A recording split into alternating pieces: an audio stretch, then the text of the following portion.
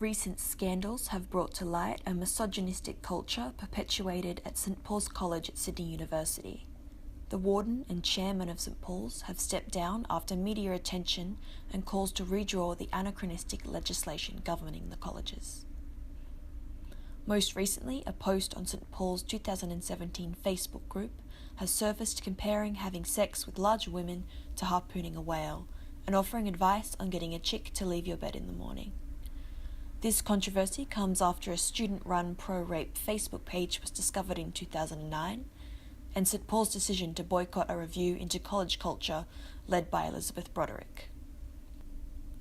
Luther Canute, a resident of the nearby Wesley College, shares his thoughts on the culture at St Paul's.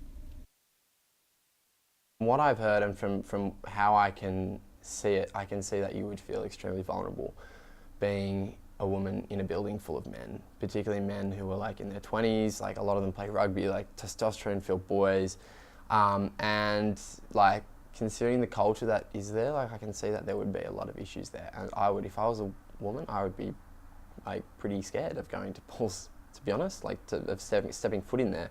You're your own person, you have to be an individual. You can't just follow, you can't just be a sheep, you can't just do what other people are going to do. Like, you're very welcome, obviously, to go out and, you know, have a great night and like to drink whatever you want. We're not going to control that, but you need to be an individual. You need to actually think independently, and I think that's really important. And I think being able to do that is a way of tweaking things that might be wrong with the culture.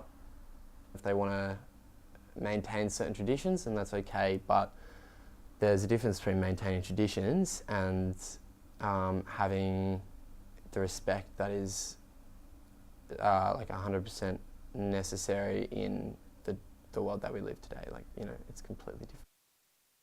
Christy Kuhn, an alumni of Sancta Sophia, an all-girls college at Sydney University, believes the misogynistic behaviour is a result of a lack of integration with the rest of society.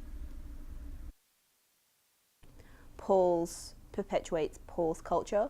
Regardless if they try and change it, you're always going to be around the same people who are continuously like that. So if they're only going to see each other in like party situations with girls, it's definitely going to be very different because they don't quite know how to act. They're not exposed to it as much.